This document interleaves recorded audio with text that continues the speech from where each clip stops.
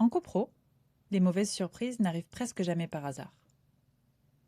Elles viennent de deux mécanismes que l'on confond souvent. La régularisation et l'appel de fonds exceptionnel. La régularisation, c'est l'écart entre ce qui a été avancé en provision et ce qui a été réellement réparti après l'approbation des comptes. On a versé des provisions. On compare avec la répartition réelle et on ajuste. Trop perçu ou complément à payer. Ce mécanisme n'est ni une punition ni un bug du système. C'est le fonctionnement normal d'un budget fondé sur une prévision.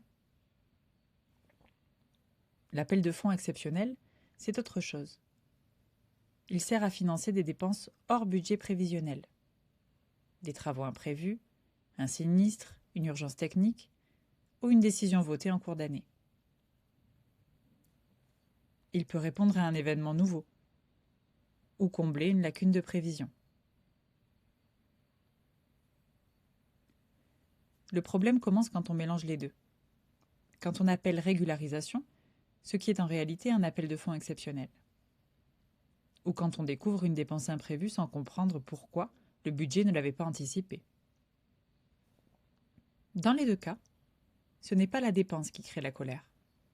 C'est l'absence de lecture claire du chemin de l'argent. Ce qui était prévu au budget, ce qui a été réparti après les comptes, et ce qui a été décidé en plus.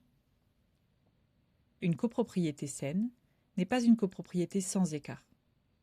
C'est une copro avec des budgets établis sur des bases sérieuses et des écarts expliqués, justifiés et votés.